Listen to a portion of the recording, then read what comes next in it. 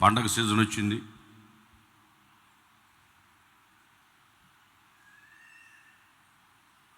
ప్రపంచమంతా వేడుకలు చేసుకుంటా ఉంది. కొన్ని పండగలు కొన్ని ఇళ్లకు మాత్రమే పరిమితంగా ఉంటాయి. కొన్ని పండగలు కొన్ని గ్రామాలకు మాత్రమే పరిమితంగా ఉంటాయి. కొన్ని పండగలు కొన్ని పట్టణాలకు మాత్రమే ఉంటాయి. కొన్ని పండగలు కొన్ని దేశాలకు మాత్రమే ఉంటాయి. ప్రపంచమంతా సెలబ్రేట్ చేసుకునేది క్రీస్తు పుట్టుకను గురించి. చేత తెలలు చెప్పండి గట్టిగా, హుషారుగా. హల్లెలూయా. యేసు ప్రభు ఈ లోకానికి రావడానికి చాలా రీజన్స్ ఉన్నాయి, చాలా కారణాలు ఉన్నాయి, చాలా కారణాలు ఉన్నాయి. కానీ యేసు ప్రభు ఈ లోకానికి వస్తాడని యెషయా ప్రవచించాడు. ప్రవచనం నెరవేర్పు కోసం ఇశ్రాయేల్ ప్రజలు ఎదురు చూశారు, మెస్సయ్య వస్తాడని. ఎలా వస్తాడు అంటే యెషయా గ్రంథం 7వ అధ్యాయం 14వ వచనం. కాబట్టి ప్రభువు తానే ఒక సూచన మీకు చూపును, తానే ఒక సూచన మీకు ఒక సూచన చూపించబోతున్నాడు. అది ఏంటంటే ఆలకించండి. కన్యక గర్భవతి అయి కుమారుని కని అతనికి ఇమ్మానుయేలని పేరు పెడతారు. ఇమ్మానుయేలు పేరుకి అర్థం దేవుడు మనకు తోడై ఉన్నాడని అర్థం. ఒక సూచన ఏంటంటే కన్యక గర్భవతి కుమారుని కంటారు. కన్యక గర్భవతి కుమారుని కంటది. మనకు మొట్టమొదట ఆదాము భూమిలోంచి తీయబడ్డాడు. అది భూఫలం. దాన్ని భూఫలం అంటారు. భూమిలోంచి తీశారు. మొట్టమొదట ఆదాముని భూమిలోంచి తీశాడు.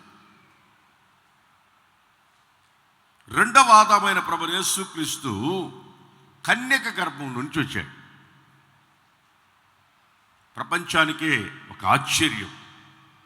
ఈ ప్రవచనం కొరకు ఇశ్రాయేలు ప్రజలలో అనేక కన్యలు, స్త్రీలు కన్యత్వాన్ని కాపాడుకొని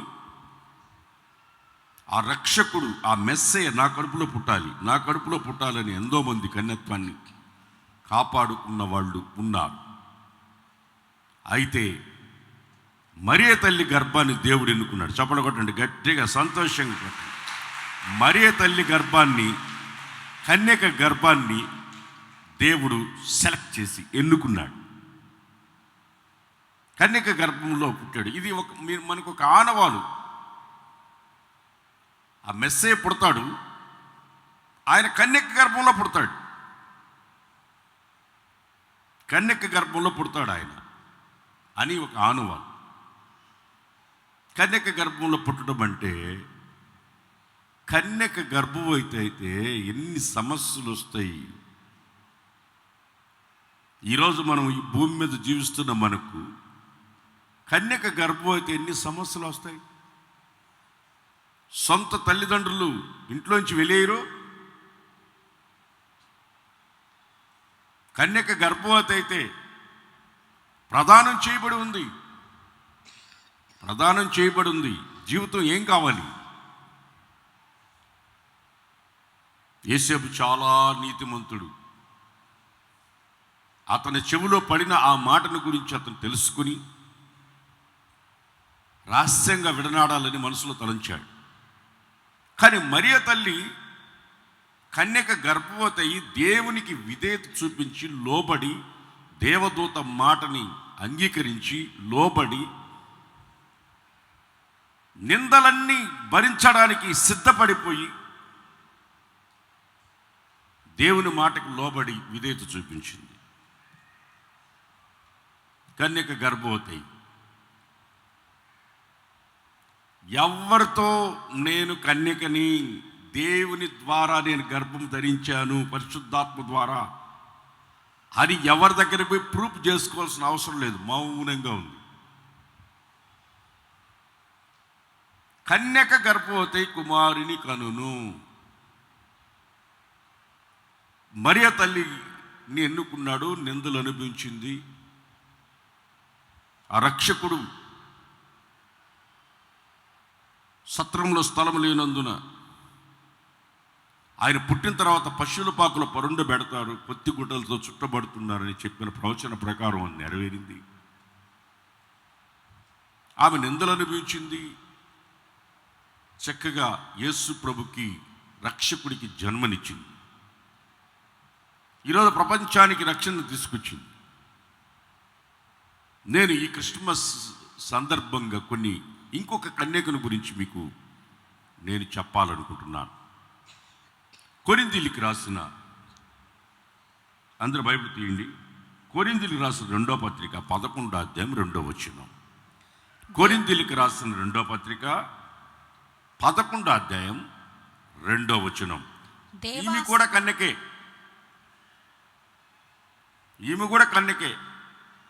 మరియ తల్లి కూడా కన్యకే. ఇప్పుడు నేను చదివించేది కూడా కన్యకే. చదవండి.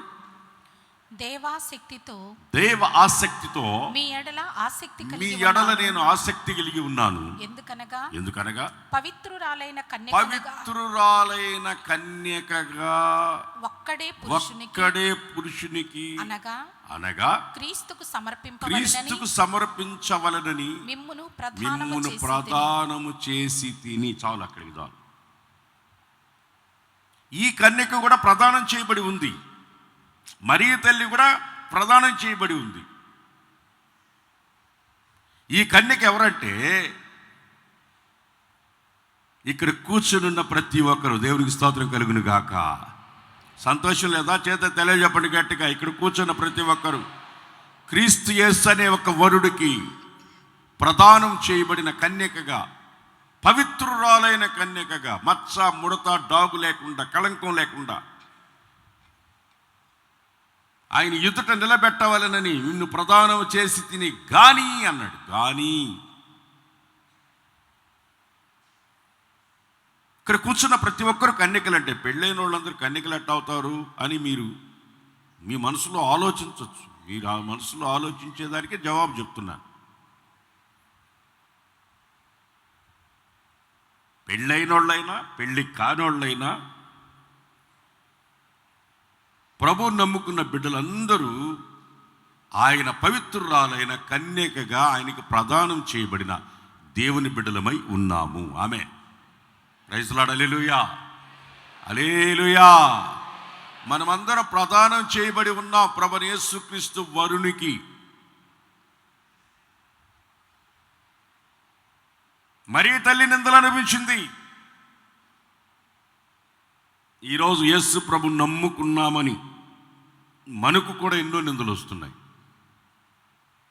లోకంలో ఉన్న అనేకులకి యేసు ప్రభు నమ్ముకున్నందుకు ఎన్ని నిందలు, ఎన్ని అవమానాలు. యేసయ్యను నమ్ముకున్నానని కులంలోంచి వెళ్ళేసిన వాళ్ళు ఉన్నారు. యేసు ప్రభుని నమ్ముకున్నానని తల్లిదండ్రులు ఆస్తిని ఇవ్వకుండా ఇంట్లోంచి తరిమేసిన వాళ్ళు ఉన్నారు. యేసు ప్రభుని నమ్ముకున్నానని భార్యని వదిలేసిన వాళ్ళు ఉన్నారు. యేసు ప్రభుని నమ్ముకున్నానని ఊర్లో ఎన్ని శ్రమలు, ఎన్ని నిందలు, ఎన్ని అవమానాలు, ప్రాణాలు సైతం పోగొట్టుకున్న వాళ్ళు యేసు ప్రభుని నమ్ముకున్న వాళ్ళలో అనేక మంది ఉన్నారు. మనకి ఈ లోకంలో మన కన్యత్వాన్ని కాపాడుకుంటూ, మన జీవితాన్ని, పరిశుద్ధతను కాపాడుకుంటూ మనం ముందుకు సాగేటప్పుడు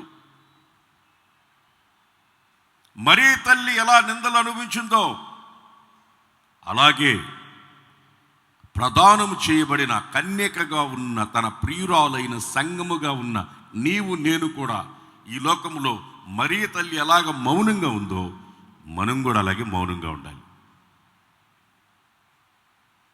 యేసన్న గారు రాశారు కదా పాట, పాడనా అని మౌనముగానే స్తుతి కీర్తన అని మౌనంగా ఉండి మనం ప్రూఫ్ చేసుకోవాల్సిన అవసరం లేదు. మన కన్యత్వాన్ని గురించి, మన పరిశుద్ధతను గురించి మనం ఒకరికి ప్రూఫ్ చేసుకోవాల్సిన అవసరం లేదు. యేసేపు జీవితంలో గుర్తుపట్టండి.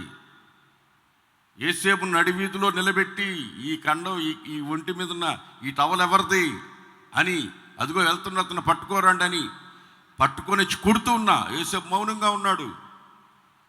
తన మౌనం ఆ దేశానికే ఉన్నతమైన స్థితికి తీసుకెళ్ళింది. చప్పట్లు కొట్టండి గట్టిగా. ఉన్నతమైన స్థితికి తీసుకెళ్ళింది. మనము క్రీస్తుకి ప్రదానం చేయబడి ఉన్న మనము కన్యత్వాన్ని కాపాడుకోవాలి. కన్యత్వం అంటే ఏంటి? పెళ్ళైన వాళ్ళు కూడా కన్యలేనా? ఇప్పుడు పురుషులు కూడా కన్యలేనా? మామూలుగా పురుషుల్ని బ్రహ్మచారి అయిన పురుషుడు అంటాం. స్త్రీని గురించి మాట్లాడేటప్పుడు కన్యక అయిన స్త్రీ అంటాం. పురుషుణ్ణి మాట్లాడేటప్పుడు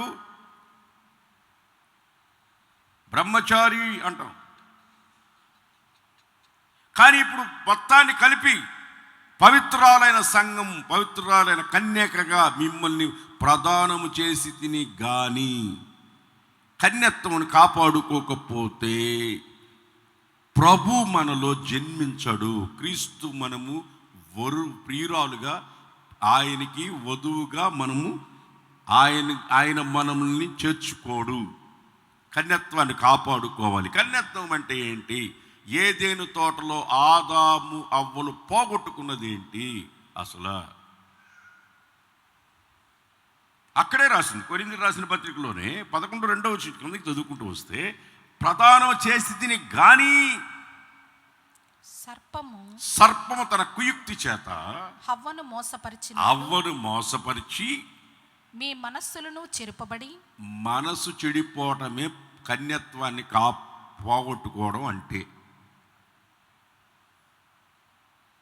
ఒకటి 4 గోడల మధ్యలో ఉన్నాడు, మనసును జడగొట్టుకున్నాడు. శరీరాన్ని జడగొట్టుకోవాలా, మనసును జడగొట్టుకున్నాడు.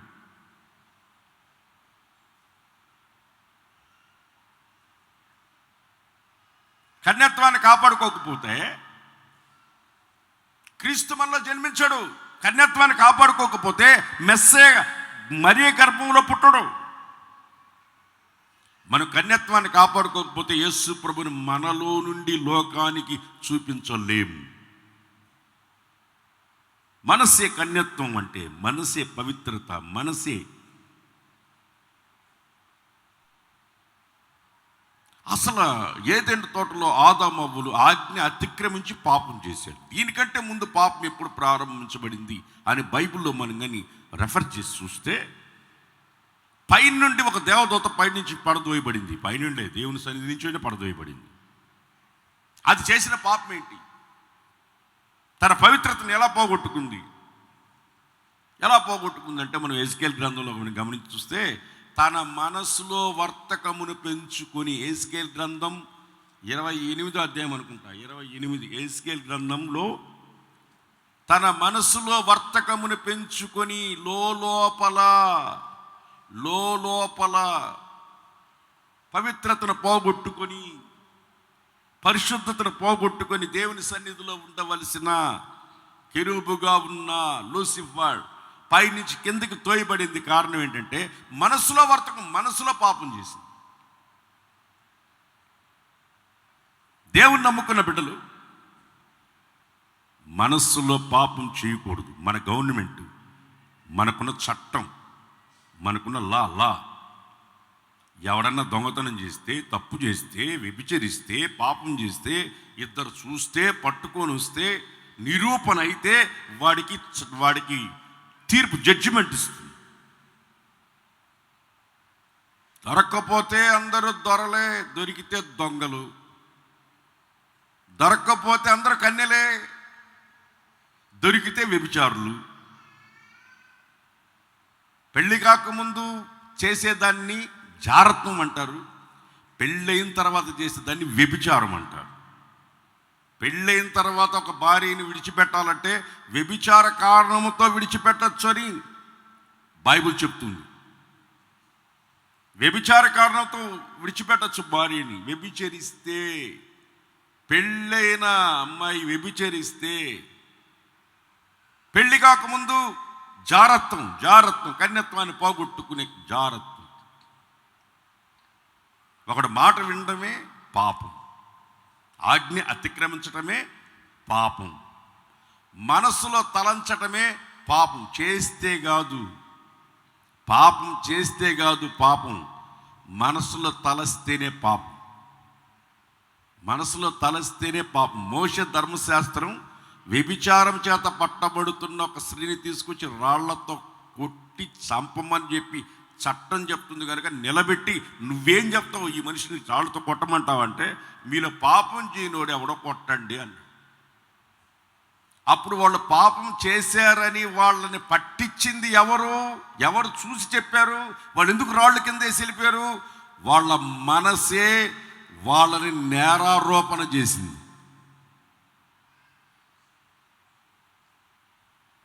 ఈరోజు మనస్సులో కూడా మనం పాపం చేయకూడదు.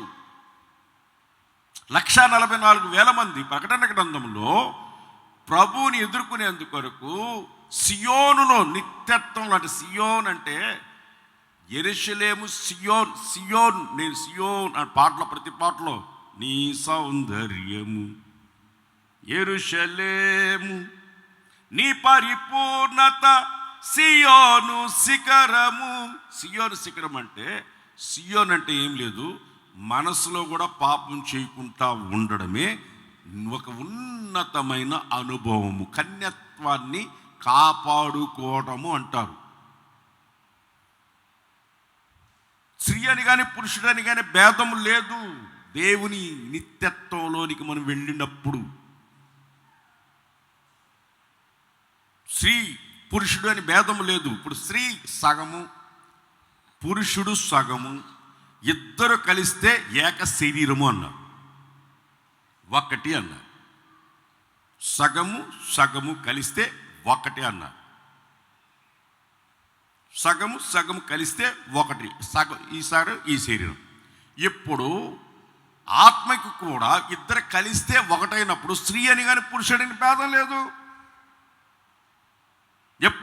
ఇప్పుడు కాదు, ఇప్పుడు స్త్రీలు స్త్రీలుగానే, పురుషులుగానే, స్త్రీల బట్టలు వేయాలి, పురుషులు బట్టలు వేయాలి. ఇప్పుడు కాదు నేను చెప్పేది. ఆత్మవశులమై దేవుని సన్నిధికి వెళ్ళినప్పుడు, ఇప్పుడు మనం దేవుని ఆత్మతో పరిశుద్ధపరచబడి కన్యత్వాన్ని కాపాడుకునేటప్పుడు మనస్సు అనే కన్యత్వాన్ని, పవిత్రతను కాపాడుకోవాలి. ఆదామవ్వల్ని సాతాను ఏం చేసింది? తన మనసులను చెడిపి, సాతాను ఏదేని తోటలో చేసిన పని అదే. నేను క్రీస్తు యేసుకి ప్రదానం చేసి తిని, పవిత్రురాలైన కన్యకగా ప్రదానం చేసి తిని, కానీ సాతాను తన కుయుక్తి చేత అవ్వ మనసులను చెడిపేసి ఒక అబ్బాయిని ప్రేమించిందండి. మీకు అర్థమయ్యే స్టైల్లో చెప్తాను, ఇప్పుడున్న సమాజానికి ఎలా అర్థమవుతుందో అలా చెప్తున్నాను. ఒక అబ్బాయిని ప్రేమించింది. వాళ్ళ తల్లిదండ్రులు బెదిరించి, భయపెట్టి, గొంతు మీద కత్తి పెట్టి ఇంకొకటికి ఇచ్చి పెళ్లి చేశారు. పెళ్లి చేసిన తర్వాత వాళ్ళ నాయనతో వాళ్ళ అమ్మాయి ఏమంటుందంటే, శరీరాన్ని వాడికి ఇచ్చినారు, నా మనస్సు వాడుతూ ఉందని. శరీరాన్ని వాడికి ఇచ్చారు, కత్తి పైన పెట్టి నా శరీరాన్ని వాడికి ఇచ్చారు, నా మనసు వాడి దగ్గరే ఉంది. ఒక చిన్నపిల్లవాడు టీచరు వాడు నవ్వాడు. టీచర్ గారు చెప్తూ ఉంటే టక్కని క్లాసులో నవ్వాడు. బెత్తం తీసుకుని బెంచ్ మీద ఎక్కరా అన్నాడు. బెంచ్ మీద ఎక్కరా అంటే వాడు అతి బలవంతం మీద వాడు కొడతాడనే భయంతో బెంచ్ మీద ఎక్కి నిలబడుకొని నవ్వాడు. ఎందుకు నవ్వావరా? నా శరీరాన్ని బెంచ్ మీద నిలబెట్టావు, నా మనసు కూర్చొనే ఉంది అన్నాడు. నా శరీరాన్ని బెంచ్ మీద నిలబెట్టావు, నా మనసు కూర్చొనే ఉంది అన్నాడు. చాలా అంటే కొంతమంది చూడండి, మనసుకి చాలా వేగం ఎక్కువ. స్కాలర్ అన్నాడు, మనసు కోతి లాంటిది అన్నాడు. అది ఒక దగ్గర ఉండదు. మనస్సు కోతి లాంటిది. ఇప్పుడు సూర్యరశ్మి భూమి మీదకి రావడానికి కొంత టైం పడుతుంది. దానికంటే స్పీడ్గా వేగంగా ప్రయాణం చేసేది మనసే. హృదయం మనలో ఉంటుంది, మనసు ప్రయాణం చేస్తుంది. హృదయం ఇక్కడే ఉంటుంది, మనసు ప్రయాణం చేస్తుంది. మనం ఇక్కడే ఉంటాం, ఇంకెక్కడో పోయి మనసు ఏమైనా చేయొచ్చు, ఏమైనా చేసి అపవిత్రం కావచ్చు, పరిశుద్ధపరచుకోవచ్చు. అందుకనే 10 మందిలో ఉన్నప్పుడు నోరు కాపాడుకో, ఒంటరిగా ఉన్నప్పుడు మనసు కాపాడుకొని పెద్దలు ఊరికే చెప్పాల సాగుతుంది. మనసు అనేది మనల్ని పవిత్రులుగా చేస్తుంది. ఒకడు వ్యభిచరిస్తే శరీరంతో కాదు, మనసుతో చేస్తున్నాడు వ్యభిచారం. ఒకడు పొడవాలనుకోకడు, పొడవక ముందే మనసులో వాడు ఎలా పొడవాలో ముందు ప్లాన్ చేసుకుంటాడు. ముందుగా మనసులోనే పాపం చేస్తాడు వాడు. మనసులోనే క్రియ అయిపోతుంది. మన కళ్ళ ముందు కనబడేది, శరీర రీతిగా కనబడేది వాడు చేసిన తర్వాత మన కళ్ళతో చూస్తే అది జరుగుతుంది. అలాగే కన్యత్వాన్ని కాపాడుకోవడము కూడా అంతే.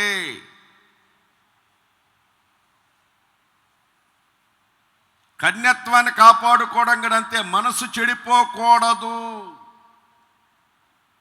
మనస్సు పవిత్రంగా ఉండాలి.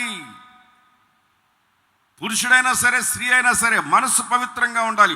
మనస్సే కన్యత్వాన్ని కాపాడుకోవడం. శరీరానుసారమైన మనసే పాపము అన్నాడు, మరణము అన్నాడు. ఒకటే మాట, శరీరానుసారమైన మనసే మరణం అన్నాడు. పాపం వలన వచ్చు జీతం మరణం. శరీరానుసారమైన మనస్సు కూడా మరణమే. రోమపత్రిక 8వ అధ్యాయంలో ఉంటుంది. శరీరానుసారమైన మనస్సు కూడా మరణమే. మనం పవిత్రతను కాపాడుకోవాలంటే మన మనస్సు పవిత్రంగా ఉండాలి. మనస్సులో పాపం చేయకూడదు, మనస్సులో పాపం చేయకూడదు. అందుకని మనసును చాలా పవిత్రంగా మనం పెట్టుకోవాలి, మనసులో పవిత్రంగా పెట్టుకోవాలి. అందుకని అపోస్తలుడైన పౌలు మిమ్మల్ని ప్రదానం చేశాను కానీ అక్కడే ఉంది గూని అన్నాడు. చేశాను కానీ సాతాను వచ్చి మనసు జడప కొట్టేసింది. పెళ్ళి సంబంధం కుదిరింది, ఇంక కొద్ది నిమిషాల్లో పెళ్ళి ప్రధానం అయిపోయింది, ఇంక కొద్ది నిమిషాల్లో పెళ్లిపేటల మీద కూర్చున్నారు, ఇంక తాళి కట్టారు. వద్దు ఆగు అనింది. ఎందుకంటే నా ప్రియుడు వస్తున్నాడు, నన్ను తీసుకెళ్తున్నాడు అనింది. వాడు రాలా, వీళ్ళు వెళ్ళిపోయారు, వాడు రాలేదు, మధ్యలో గమ్ము కూర్చుంది. ఈ మధ్య చూడలేదా మీరు ఇటు జరిగిందని? పెళ్లిపీటల దాకా కూర్చోవచ్చు మనసులో ఇంకొకటి పెట్టుకొని. 4 గదుల రూముల్లో లోపల కూడా పోవచ్చు మనసులో ఇంకొకటి పెట్టుకొని. మనసే అపవిత్రపరిచేది మనిషిని.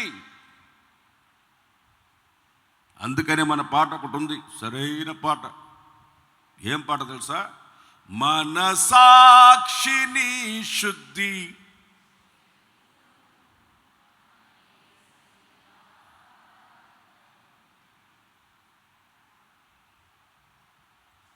తన మనస్సులో ఏమాత్రం. ఇప్పుడు బైబిల్లో ఒక సందర్భాన్ని మీకు గుర్తు చేస్తానేనండి. దేవుడు లేక పుట్టిన అబ్రహాముకి దేవుడు పుట్టిన బిడ్డని నువ్వు తీసుకొచ్చిన బలి ఇచ్చేసి అన్నాడు. తీసుకుని మోరియా పర్వతం మీదకి వెళ్ళిపోయాడు. నిప్పు తీసుకున్నాడు, కట్టలు తీసుకున్నాడు, ఇస్సాకును తీసుకున్నాడు, గాడిద మీద తీసుకుని వెళ్ళిపోయాడు. పైకి వెళ్తా ఉన్నాడు. కొడుకు అడుగుతున్నాడు, నాన్న కట్లున్నాయి, నిప్పు ఉంది, బలి పశువు ఎక్కడ? ఆయన ఎప్పుడో చూసుకున్నాడు, పారా అన్నాడు. యెహోవా ఈరెపా అన్నాడు. అక్కడికి వెళ్ళిన తర్వాత అక్కడ కాళ్ళు చేతులు కట్టి అక్కడ పెట్టి కత్తి తీసి పైకి వేస్తూ ఉంటే దేవుడు ఆపు, ఇంతకీ స్ట్రైట్గా నేను క్వశ్చన్ వీళ్ళని అడుగుతున్నాను, జవాబు చెప్పండి ఎవరైనా పర్వాలేదు. ఇంతకీ అబ్రహాము ఇస్సాకుని బలి ఇచ్చాడా ఇవ్వలేదా? బైబిల్లో ఏం రాసిందంటే ఇస్సాకు బలి ఇచ్చినట్టుగా రాసింది. దేవుడు అతను ఆపాడు, ఆగు అన్నాడు. కానీ అతను ఇస్సాకు అబ్రహాం ఏం చేశాడు తెలుసా? కత్తి తీసుకొని నిండు మనస్సులో తన బిడ్డని బలి ఇచ్చేస్తున్నాను, నాకు దేవుడు ఒక వాగ్దానం చేస్తున్నాడు. ఏం చేస్తున్నాడంటే, నా దేవుడు నీ సంతానాన్ని ఆకాశ నక్షత్రాల వలె చేస్తానని. ప్రైజ్ లార్డ్, హల్లెలూయా. నాకు మాట ఇచ్చిన దేవుడు మాట తప్పుడు. నేను కత్తితో బలిచ్చిన నా కొడుకుని మళ్ళీ సజీవంగా లేపగలిగిన దేవుడు, నేను ఆరాధిస్తున్న దేవుడని కత్తి తీసి వేయిపోతే ఆపు అన్న. ఆగో, తన మనస్సులో తన బిడ్డని బలి ఇచ్చేశాడు. దానిని బట్టి దేవుడు అతన్ని పరీక్షించి అతని విశ్వాసులకు తండ్రిగా చేశాడు. అతని విశ్వాసులకు తండ్రిగా మారడానికి కారణం, తన మనస్సులో తనకిచ్చిన తన బిడ్డని దేవునికి ఇవ్వడానికి వెనుతిరగలేదు గనుక. కొంతమందికి దేవుడికి ఇస్తారు, మనస్సులో ఇవ్వరు. చాలా వేదనతో, చాలా బాధతో, దుఃఖంతో ఇస్తారు. కొంతమంది ఇస్తారు, మనస్సులో ఏమో ఉండదు, పైకేమో ఇస్తారు. ఒక ఇంటికి నేను వెళ్ళానండి. వేడివేడిగా నాటుకోడి అన్నీ చేసుకొని టేబుల్ మీద పెట్టుకొని కూర్చొని తినే ముందు ప్రైజ్ ది లార్డ్ అంట పోయాను. వాళ్ళకి ఎట్టుంటుంది? వచ్చినాడు రా నాయన, తినే ముందు ఈ పాస్టర్ తినేసిన తర్వాత రాకూడదా అని అనుకోరా? మనసులో అనుకుంటారా? అనుకోరు. మీరు అనుకోరేమో, నేను అనుకుంటా. మీరు నాకంటే పెద్ద పరిశుద్ధులు కాబట్టి మీరు అనుకోకపోవచ్చు. తినేసిన తర్వాత రావచ్చు కదా, ఇప్పుడు వచ్చాడు రా నాయన అనుకుంటా. మనసులో ఏమో రండి పాస్టర్ రండి కూర్చొని తినని నాకు పెడితే నేనేటటువంటి నాటుకోడి అంటే బాగా ఇష్టం కదా. మెడకాయ ఎక్కడ? రెక్కలే కనపడలేదే. ఏది మెడకాయ ఒక మెడకాయ పడింది, రెక్కలు ఎక్కడ అని అడుగుతాను. తింటా ఉన్నా, పెట్టాను. ఆ ఇంట్లో ఉన్న ఒక ముసలామి సాలిందే తిను అన్నది. సాలే తిను అన్ని అడిగింది, సాలే తిను అనేది. ఆయన మనసులో ఏముంది? తొందరగా పోరా బయటికి అన్నట్టుగా. మన విశ్వాసాలు ఆడేటోళ్ళు కాదు. ఆ మనసులో ఉన్న సంగతి నేను చెప్తున్నా. మనస్సు అపవిత్రం అయిపోతే కన్యత్వాన్ని బాగొట్టుకున్నట్టే. మన మనసులో ఇప్పుడు ప్రదానం చేయబడిన ఒక ప్రదానం చేయబడిన అమ్మాయి మనసులో ఎవరుండాలి?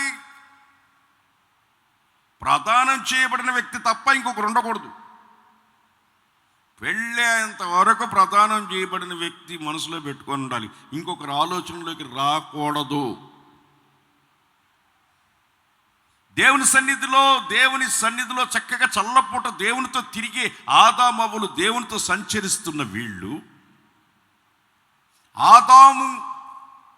ఆదాముతో ఈ అవ్వని కలిపిన దేవుడు నరుడు ఒంటరిగా ఉండటం మంచిది కాదని స్త్రీని చేసి,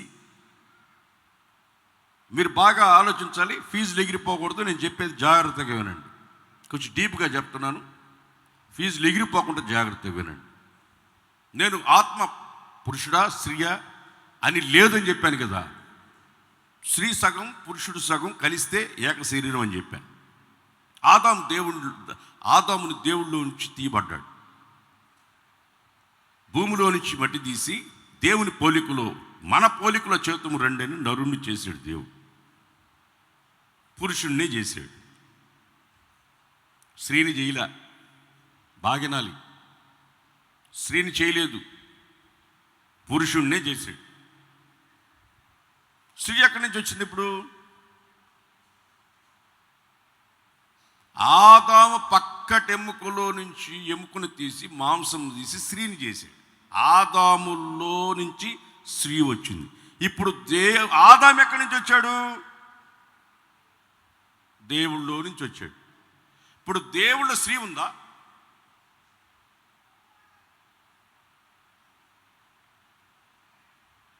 దేవుళ్ళ స్త్రీ ఉందా? ఆదాములో స్త్రీ ఎట్టొచ్చింది?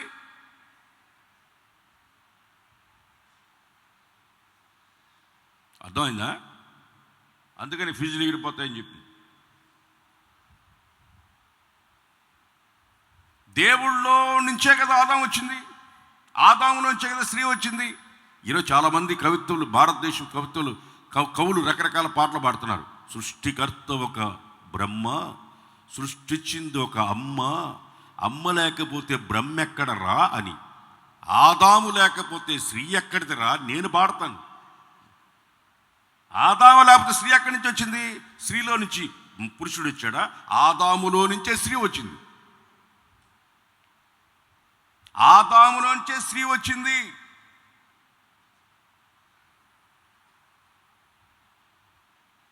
అప్పుడు దేవుళ్ళో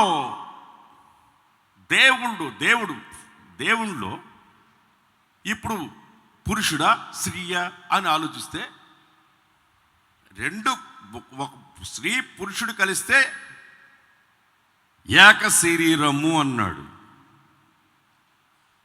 ఇప్పుడు దేవుడు వరుడైతే, మనం వధువైతే, మనం కలిస్తే దేవుడు సంపూర్ణుడు. ఇప్పుడు మనము వధువుగా భూమి మీద ఉన్నాము. మన కన్యత్వాన్ని కాపాడుకోవాలి. క్రీస్తుకు కలిగిన సంపూర్ణతకు సంపూర్ణమైన సమానత్వం కలిగి మనం సంపూర్ణతను కాపాడుకొని, పరిశుద్ధతను కాపాడుకొని, ఆయన ఎదుర్కొని ఆయనలో లీనమైపోవాలి. మనం వేరు, ఆయన వేరు కాదు. ఆయనలోంచి మనం వచ్చాం. స్త్రీ అని పురుషుడని లేదు. కన్యత్వాన్ని కాపాడుకోవాలి, ప్రభుని ఎదుర్కోవాలి. ఇప్పుడు మనము కూడా ప్రసవించాలి. అందుకని అపోస్తలుడైన పౌలు అంటాడు, నేను ప్రసవ వేదన పడుచున్నాను. దేని కొరకు?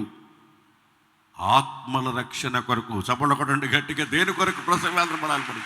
దేని కొరకు ప్రసవ వేదన పడాలి? యేసయ్యను మనం ధరించుకొని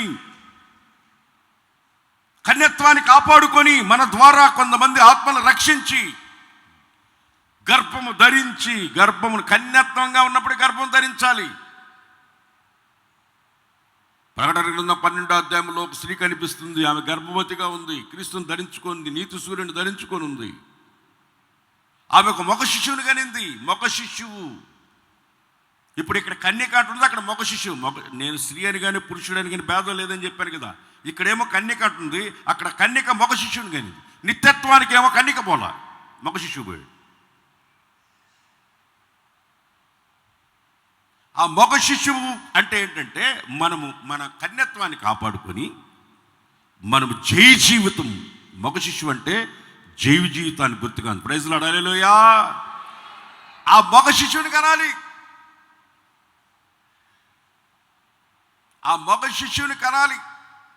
ఈ లోకములో ఆ జై జీవితం కొరకు మనం ప్రసవిస్తున్నప్పుడు ఆ మగ శిశువుని కనేదానికి మనం జై జీవితాన్ని మనం కనాలని జై జీవితం కొరకు మనం ప్రయాసపడుతున్నప్పుడు సాతాను ఏ విధం చేతనైనా మనల్ని నిందల పాలు చేసి, అవమానాల పాలు చేసి ఆ జై జీవితాన్ని లేకుండా కన్యత్వాన్ని పోగొట్టుకొని మనము దానిని మగ శిశువుని కననీయకుండా చేయాలని, దానిని మింగాలని ప్రయత్నిస్తూ ఉందని ప్రకటన గ్రంథం తేట తెల్లగా చెప్తూ ఉంది. మనం కింగ్ జేమ్స్ వర్షన్ బైబిల్లో చూస్తే, చైన్ రెఫరెన్స్ బైబిల్లో కానీ చూస్తే, ఈ 12వ అధ్యాయం మనం గమనించి చూస్తే ఇశ్రాయేలీలు, అక్షరార్థమైన ఇశ్రాయేల్ గురించి ఈ ఈ ఈ 12వ అధ్యాయంలో స్త్రీల గురించి 12వ అధ్యాయంలో ఇశ్రాయేల్ గురించి అని ఉంటుంది. అది అక్షరార్థమైన ఇశ్రాయేల్ గురించే రాసి ఉంది. అయితే ఆత్మ సంబంధమైన ఇశ్రాయేలమైన మనము సూర్యుని ధరించి చంద్రుని మీద నిలిచి ఆకాశంలో నిలబడి ఉన్న ఈమె ఎవరు? ఆది అపోస్తుల ఉపదేశాన్ని మకుటముగా ధరించుకున్న ఈమె ఎవరు? జయ జీవితాన్ని ప్రసవించడానికి వచ్చిన ఈ కన్యక ఎవరు?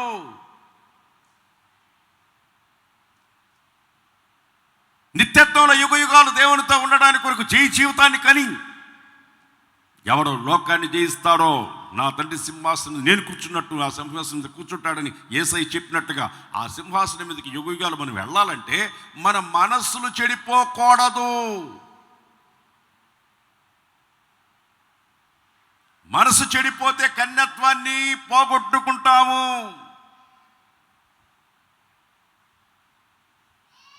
అందుకనే దేవుడు చెప్పాడు, నేను వేశ్యనైనా క్షమిస్తాను కానీ వేషధారులను క్షమించను అన్నాడు. ప్రేమ దేవుని బిడ్డలారా, మనసును చెడుపుకొని శరీరాన్ని పవిత్రంగా పెట్టుకున్నానని చెప్పుకుంటే ఏం లాభం? ఒక సువార్తమ్మ, ఒక విశ్రాంతమ్మ ఎదురెదురిల్లు. సువార్తమ్మ, విశ్రాంతమ్మ ఎదురెదురిల్లే. ఈ సువార్తమ్మ ఇంటికి, సువార్తమ్మ కాదు, పరిశుద్ధమ్మ విశ్రాంతమ్మ. పరిశుద్ధమ్మ విశ్వాసమ్మ ఇంటికి ఎవరెవరు వెళ్తున్నారో పుస్తకం పెట్టుకొని కిటికీలో నుంచి చూస్తా ఎవరెవరు ఆ ఇంట్లోకి వెళ్తున్నారు, ఎన్ని గంటలు ఉంటున్నారు, ఎన్ని గంటలకు బయటకు వస్తున్నారు, వాళ్ళు ఏం చేస్తున్నారు, ఈ మనసులో ఏమేమో అనుకొని ఎవరెవరు ఇంట్లోకి పోతున్నారు, ఎవరెవరు బయటకు వస్తున్నారు పుస్తకంలో రాసి పెడుతుంది లిస్టు.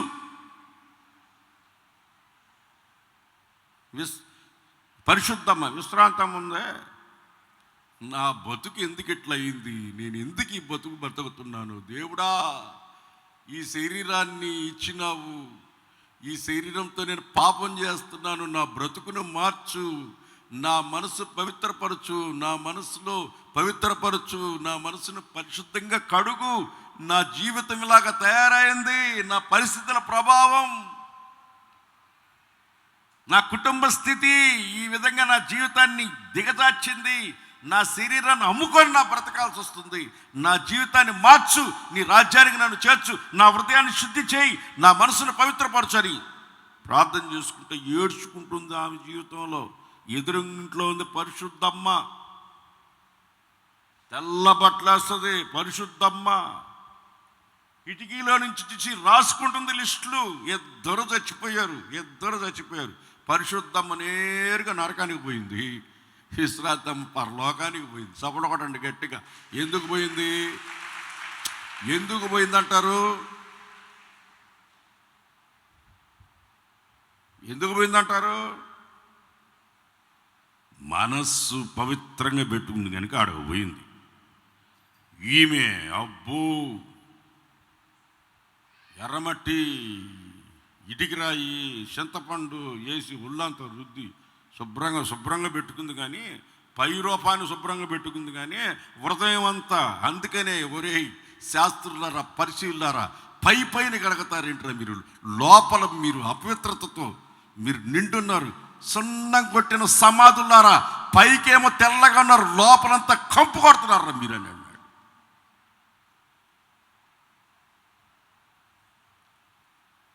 ఒక్కటి మాత్రం గుర్తుపెట్టుకోండి, మరియ తల్లి ఒకటే కన్యకని పాట పాడారు. మనం కూడా కన్యకలమే. మనకు నిందలు వస్తాయి, అవమానాలు వస్తాయి, ఏమైనా వస్తాయి. మనం ఈ లోకములో మనం కూడా ప్రసవిస్తున్నాం, క్రీస్తుని ధరించుకుని ఉన్నాం. ఆ క్రీస్తుని ధరించుకొని జై జీవితాన్ని కంటున్నాం. అపోస్తుల మొగటాన్ని తలకి ధరించుకొని ఉన్నాం. చంద్రుని మీద నిలబడినాం, కృప మీద నిలబడున్నాం. కృప మీద నీతి సూర్యుని యొక్క ఆ కాంతితో మనం ప్రసవించి గర్భం ధరించి ఉన్నాం. క్రీస్తు కొరకు జై జీవితాన్ని పొందుతున్నాం. ఈ లోకములో జై జీవితాన్ని పొంది కన్యత్వాన్ని కాపాడుకొని నిందల అవమానం ఎన్ని వచ్చినా కానీ మౌనంగా ఉండి దేవుని చిత్తం మనలో జరుగునట్లుగా మనం ఎప్పుడైతే మన ప్రాణాత్మ శరీరాలు ప్రభువుకి అప్పగించుకుంటామో, అర్పించుకుంటామో, మనసును పవిత్రంగా పెట్టుకుంటామో, కన్యత్వాన్ని కాపాడుకుంటామో, యుగ యుగాలు దేవునితో ఉండబోయి ఒక రాజ్యానికి జై జీవితాన్ని పొంది మనం వెళ్ళబోతా ఉన్నాం. Praise lord. Hallelujah, hallelujah, hallelujah. చేత చెప్పండి హల్లెలూయా. అది మచ్చ, ముడత, డాగు, కళంకం ఏమీ లేకుండా మనసును పవిత్రంగా పెట్టుకోవాలి. నీ మనస్సు ఎంత శుద్ధిగా ఉంటుందో దేవునికి అంత సమీపస్తుడుగా నువ్వు మారతావు. వాత వేయబడిన మనస్సాక్షి, స్వస్థ బుద్ధి లేని మనస్సాక్షి, ఈ రకరకాల మనసులు బైబిల్లో ఉన్నాయి. నేను చెప్పేది మాత్రం ఒక పవిత్రమైన మనసు మనలో ఉండాలి. ఆ పవిత్రమైన మనసే మనల్ని కన్యత్వాన్ని కాపాడుకునేటట్లుగా చేసి ప్రభు రాకడలో మరియ తల్లి ఎలాగ ఈరోజు దేశమంతా కొనియాడబడుతూ ఉందో ఆ విషయంలో మరి మన ఆర్సీ వాళ్ళని మనం ఎంతైనా వాళ్ళని గణపరచాలి. హల్లెలూయా చెప్పండి ఒకసారి వాళ్ళకి గట్టిగా. దేవుడు మనకు తోడై ఉండునుగాక. అశిష్ట మరియమ్మ వందనము, ఏలవారు మీతో ఉందురుగాక. ఆమె పెదనకయో శాంతనకయో ఆమెన్. మరి అమ్మ తల్లి వేడుకోండి అని ఆ పాట ఖచ్చితంగా పాడాల్సింది. ఎందుకు ఆమెను కనపరచాలి? ఆమెను ఎందుకు పూజించాలి? ఆమెను ఎందుకు గణపరచాలి? ఆమెను ఎందుకు ఎక్కడైనా సరే ఆమెను ఎందుకు మహింపరచాలంటే ఆమె కన్యకగా ఉండి నిందలు అనిపించడానికి తన జీవితాన్ని అర్పించుకుంది కనుక. Praise lord. హల్లెలూయా. చేత తెలియజెప్పండి హల్లెలూయా.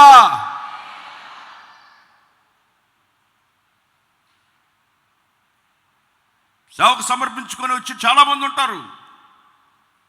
సుమారు 40 ఏళ్ళు సేవ చేసిన ఒక సిస్టర్ నాకు ఎదురైంది ఒకసారి. మన మినిస్ట్రీలో కాదు, మన మినిస్ట్రీలో అనుకునేది.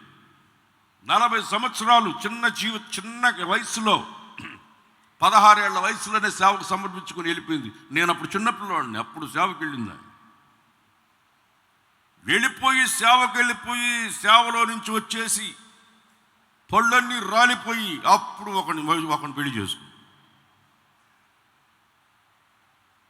పెళ్లి చేసుకుంది. ఇది చూద్దామని వచ్చింది. ఇట్లా నేను ఇక్కడే ఉన్నా రోజు. ఒరే ఫ్రైడే ఇట్రా ఏమరా పెళ్లి చేసుకోలేదా నువ్వు, పెళ్లి చేసుకోకూడదా అని నన్ను. ఆమె చేసుకోమని కాదు, ఆమె ఆల్రెడీ పెళ్లి చేసుకుంది. వాడు వారం రోజులకి చచ్చినాడు. ఎందుకు బతుకుతాడు? చచ్చిపోయాడు. ఆమె నాకు చెప్పింది నేను పెళ్లి చేసుకుని. చూడు, కన్యత్వాన్ని కాపాడుకోరా అని చెప్పాల్సిన మనిషి, పవిత్రతని కాపాడుకోరా అని చెప్పిన మనిషి మన మనసులు జడపడుతుంది. చూడు, 40 సంవత్సరాలు సేవ చేసిన ఒక సిస్టరు తెల్ల బట్టలు వేసుకుని వచ్చి నాకు చెప్పిన మాట, ఒరే నాయన, సేవ చేసే వాళ్ళకి ఇట్లాంటివి చెప్తుంటారు, జాగ్రత్తగా ఉండాలి మనం. సిస్టర్లు వారు రకరాలు చెప్తుంటారు, ఇంకా ఎందుకుంటే సేవలు వెళ్ళండి, ఇంటికి వెళ్ళండి అంటారు.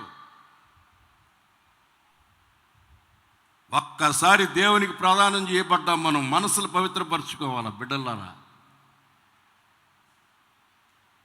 మన మనసులు పవిత్రంగా పెట్టుకోవాలి.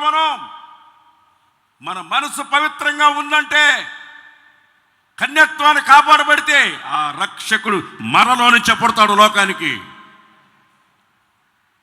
లోకానికి యేసుని గురించి చెప్పగలిగే ఒక బలమైన శక్తిగా, బలంగా మనల్ని వాడుకుంటాడు. కన్యత్వాన్ని కాపాడుకోండి, ఇంతకంటే నేను మీకేం చెప్పలేను.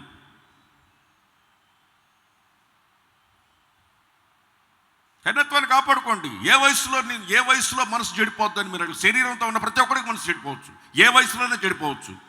100 ఏళ్ళోడు కూడా మనసు చెడిపోవచ్చు.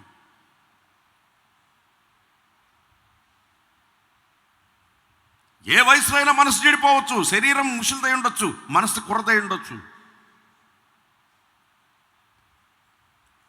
మనసుకి వయసుకి తేడా లేదు. మనసు ఎప్పుడు కుర్రగానే ఉంటుంది, శరీరమే ముసలిదైపోద్ది. అందుకని మనస్సు ఎప్పుడు మనం దేవుని వైపుకు తప్ప ఇంకొక వైపుకు తిప్పకుండా, మన కడ శ్వాస పొయ్యేటప్పుడైనా సరే నీ మనసును చెడగొట్టి నిన్ను అపవిత్రపరచాలని సాతాను ప్రయత్నించి నీ కన్యత్వాన్ని పోగొట్టాలని ప్రయత్నిస్తుంది. నువ్వు పెళ్లి చేసుకున్నా పెళ్లి చేసుకోకపోయినా, ఇప్పుడున్న ప్రతి చర్చిలో కూర్చున్న ప్రభువుని నమ్ముకున్న ప్రతి బిడ్డ దేవుని యొక్క పవిత్రురాలైన కన్యకగా, ప్రదానం చేయబడిన దేవుని కన్యకగా దేవుడు మనల్ని చేసి ఉన్నాడు. కన్ఫామ్, డౌట్ లేదు.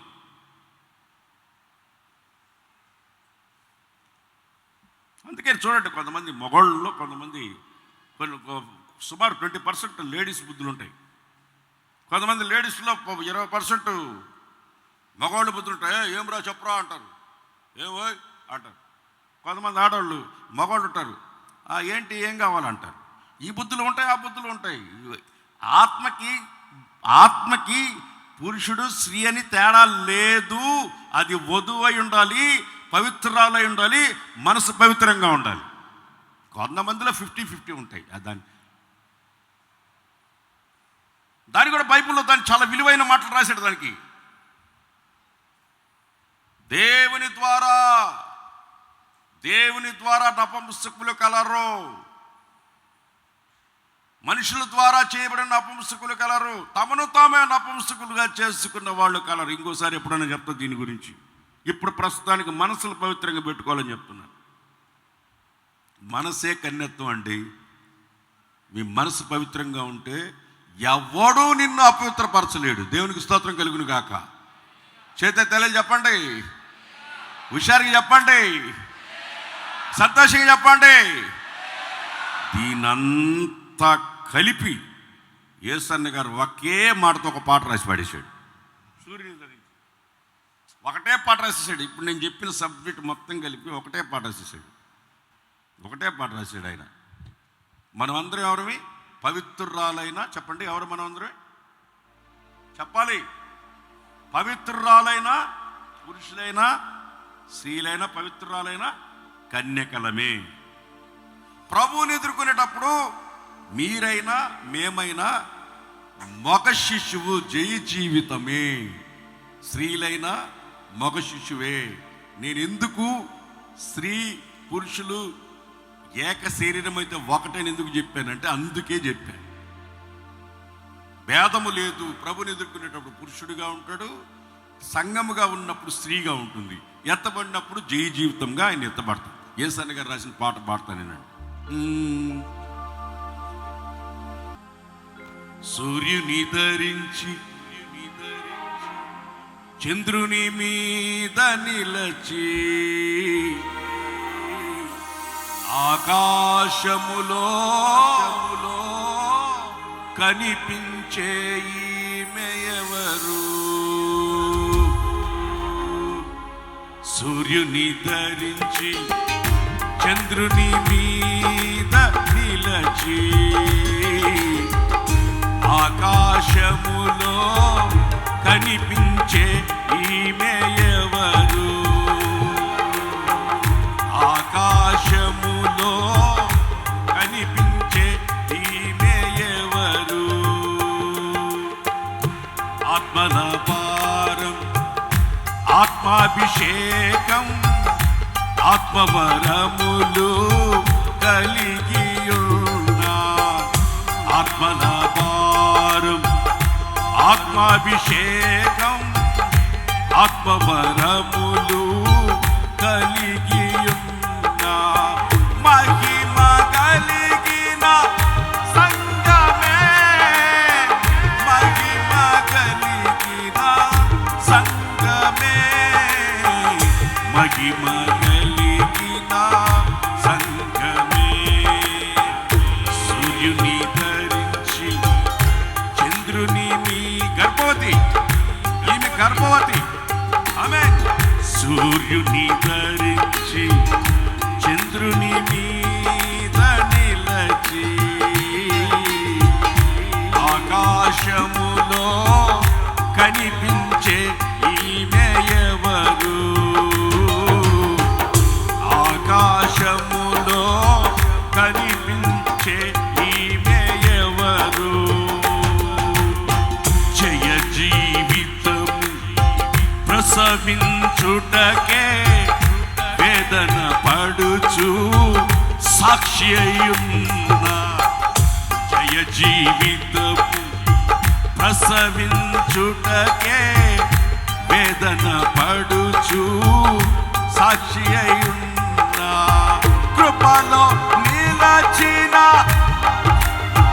ఆమేన్, కృపలో నిలచిన సంఘమే, కృపలో నిలచిన సంఘమే, కృపలో నిలచిన సంఘమే, కృపలో నిలచిన సంఘమే, కృపలో నిలచిన సంఘమే. ఆది అపోస్తుల ఉపదేశమునే, ఆది అపోస్తుల ఉపదేశమునే మకుటముగా ధరించి ఉన్నా. క్రొత్త నిబంధన, క్రొత్త నిబంధన సంఘమే, క్రొత్త నిబంధన సంఘమే. ఆమేన్. కృపలో నిలచిన, కృపలో నిలచిన సంఘమే, కృపలో నిలచిన సంఘమే. సూర్యుని ధరించి చంద్రుని మీ మోకాళ్ళమండి, అందరూ మోకాళ్ళమండి. ఆకాశములో మోకరించండి, అందరూ మోకరించండి. ఎవరు? ఆకాశములో కనిపించే ఈమె ఎవరు? ఆత్మల భారం, ఆత్మాభిషేకం, ఆత్మవరములు కలిగి ఉన్నా. ఆత్మల భారం, ఆత్మాభిషేకం, ఆత్మవరములు కలిగి ఉన్నా. మహిమ కలిగిన, మహిమ కలిగిన సంఘమే, మహిమ కలిగిన సంఘమే, కృపలో నిలచిన, కృపలో నిలచిన సంఘమే, కృపలో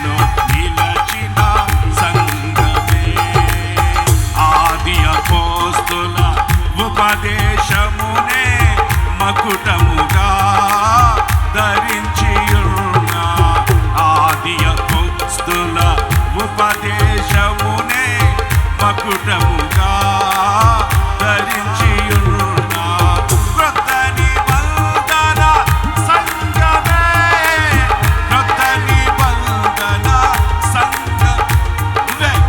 ఆ వధువు సంఘం నీవే. నీ జీవితాన్ని ఆత్మల భారం కలిగి నీ జీవితాన్ని ప్రసవించడానికి జయ జీవితము ప్రసవించుటకే వేదన పడుచు సాక్షి అయ్యున్నా.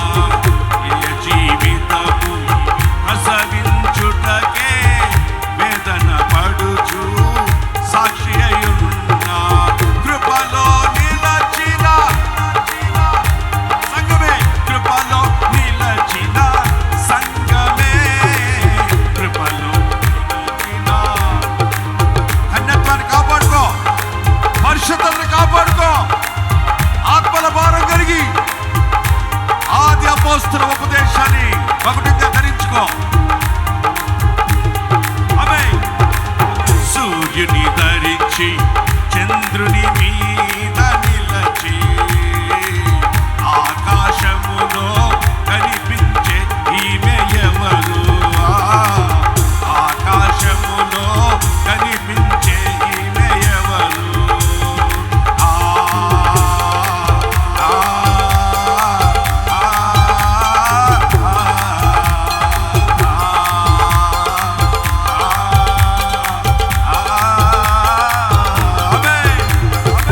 కృపలో నిలచిన సంఘమే, కృపలో నిలచిన సంఘమే, కృపలో నిలచిన సంఘమే, కృపలో నిలచిన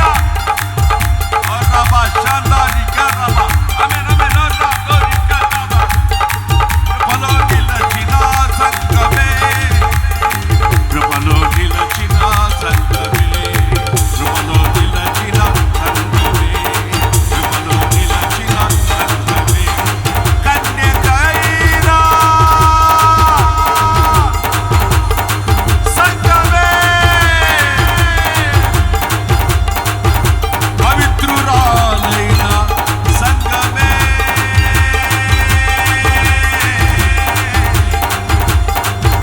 మన సాక్షిని కాపాడుకున్న సంఘమే, కృపలో నిలచిన సంఘమే, కృపలో నిలచిన సంఘమే, కృపలో నిలచిన సంఘమే. ఆ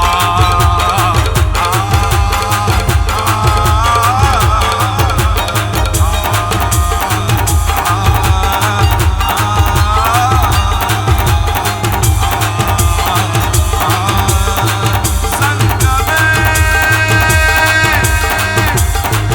పవిత్రురాలైన సంఘమే, పవిత్రురాలైన సంఘమే, పవిత్రురాలైన సంఘమే, మహిమ కలిగిన సంఘమే, కృపలో నిలచిన సంఘమే, మహిమ కలిగిన సంఘమే. యేసయ్యా, యేసయ్యా, యేసయ్యా,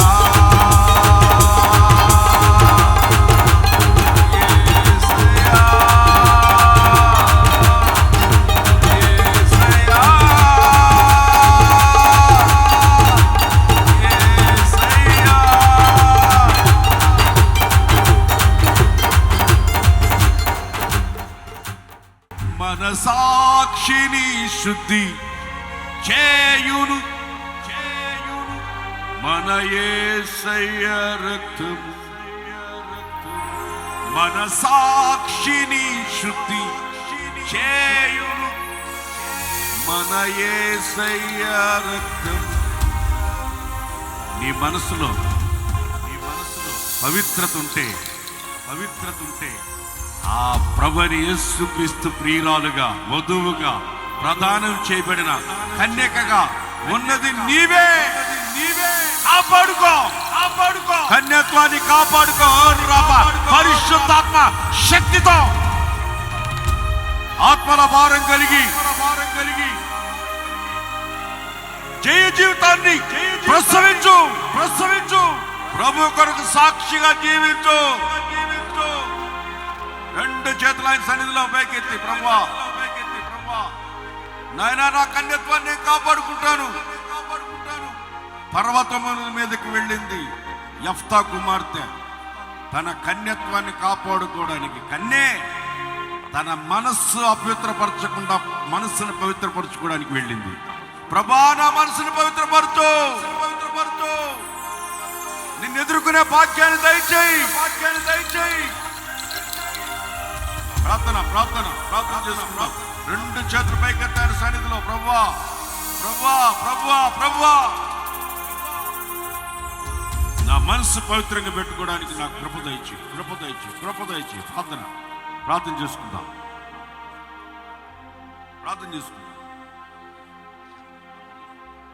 పరిశుద్ధుడా యేసయ్యా నీకు స్తోత్రం తండ్రి. ఈ యొక్క తండ్రి అయ్యా రెండవ ఆరాధనలో మీ సేవకుని మరుగుపరిచి మాకు అవసరమైన వర్తమానంను అనుగ్రహించినందుకు స్తోత్రం. ఇదిగో కన్యక గర్భవతి కుమారుని కనునని నువ్వు సెలవిచ్చావు అయ్యా. మేము కూడా కన్యకలే అని నువ్వు మాట్లాడావు నాయన. పవిత్రురాలైన కన్యకనగా ఒక్కడే పురుషునికి ప్రధానము చేయబడినామని, మా మనస్సులు చెరపబడకూడదని నువ్వు మాట్లాడావు. ఆనాడు ఏదైనా తోటలో సర్పము తన కుయుక్తి చేత హవ్వను మోసపరిచినట్లుగా అయ్యా మేము తండ్రి మా మనస్సులు చెరపబడకుండానట్లు మాలో ఒక్కొక్కరికి మీరు కృప దయచేయమని మేము ప్రార్థన చేస్తున్నాం. పరిశుద్ధాత్మదేవా, ఆత్మలో శరీరములో మాలో కల్మషం ఉండకుండానట్లు పవిత్రులముగా మేము ఉండుటకు మీరు మాకు కృప దయచేయండి. మరియా ఆనాడు అయ్యా కన్యకగా ఉండి కుమారుని కనింది ప్రభువా.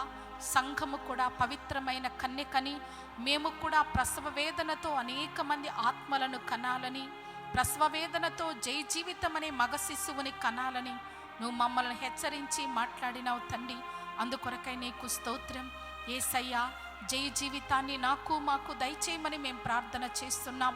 సూర్యుని ధరించుకుని చంద్రుని మీద నిలిచి అయ్యా 12 నక్షత్రముల కిరీటమును ధరించుకొని నా స్త్రీ ప్రసవ వేదన పడి అయ్యా మగ శిశువుని కన్నప్పుడు ఆ మగ శిశువు సింహాసనం ఎద్దకు కొనిపోబడినట్లుగాను మాతో మాట్లాడి ఉన్నావు తండ్రి. ఆ స్త్రీ అంటే సంఘమని, సంఘం అంటే మేమే అని కూడా తండ్రి మమ్మల్ని హెచ్చరించావు యేసయ్యా. పరిశుద్ధాత్మదేవ, మేము కూడా తండ్రి అయ్యా కృపలో నిలిచి ఉన్న సంఘముగా, మహిమగల సంఘముగా, క్రొత్త నిబంధన సంఘముగా మార్చబడినట్లుగా కృప దయచేయండి. మచ్చైనా ముడతైనా డాగైనా కలంకమైనను లేని నిర్దోషులుగా పరిశుద్ధులుగా మాలో ఒక్కొక్కరిని మార్చమని మేము ప్రార్థన చేస్తున్నాం అయ్యా. జై జీవితం అని తండ్రి మగ శిశువును మేము కనుటకు మాలో ఒక్కొక్కరికి మీ కృప దయచేయండి. ప్రతి శోధన్ని అయ్యా ఈ లోకములో ఉన్నటువంటి ప్రతి విధమైన అపవిత్రతని మేము నాయన జయించుటకు మీరు మా కృప దయచేయండి. మా యొక్క మనస్సులు ఏమాత్రము చెరపబడకూడదని కూడా మమ్మల్ని హెచ్చరించావు తండ్రి. అలాగే పౌలు నాయన మరి ప్రసవ వేదనతో మిమ్మల్ని గురించి నేను ప్రసవ వేదనతో ఉన్నానని అయ్యా సంఘస్థులకి సెలవిచ్చినట్లుగా మేము కూడా ప్రసవ వేదనతో పరిశుద్ధాత్మదేవ అనేక మందిని కనుటకు, ఆత్మీయంగా కనుటకు మీరు మా కృప దయచేయండి. సంఘమైన కన్యకలమైన మేము జై జీవితమును కనుటకు, ప్రసవ వేదనతో అనేక మంది ఆత్మలు కనుటకు నాకు మాకందరికీ మీరు కృప దయచేయండి. మీ సేవకుని మరుగుపరిచి మాకందరికి అవసరమైన మాటలను దయచేసావు తండ్రి అయ్యా. ఈ మాటలను బట్టి మేము ప్రభ నడుచుకుని మమ్మల్ని మేము పరిశుద్ధపరచుకుంటూ క్రీస్తునకు కలిగిన సంపూర్ణతకు సమానమైన సంపూర్ణత కలిగి మీ యొక్క మహిమగల రాకడలో నిర్దోషులముగా ఎత్తబడుటకు దేవా మాలో ఒక్కొక్కరికి కృప దయచేయండి అయ్యా. పెళ్లి కుమారుడిగా నీ ఉంటుండగా పెళ్లి కుమార్తె సంఘముగా వధువుగా మాలో ఒక్కొక్కరిని సిద్ధపరచండి. ఆదాము హవ్వ ఏక శరీరమని సెలవిచ్చావు. అలాగే తండ్రి మమ్మలను కూడా నీలో ఏకాత్మగా చేసుకున్నావు.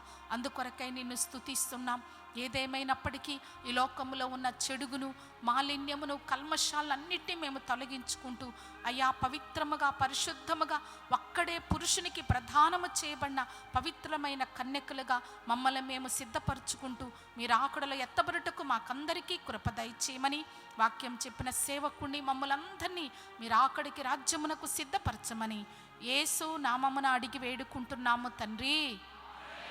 రెండు చేతులెత్తి స్తోత్రం చెప్దాం. అందరూ స్తోత్రం చెప్దాం.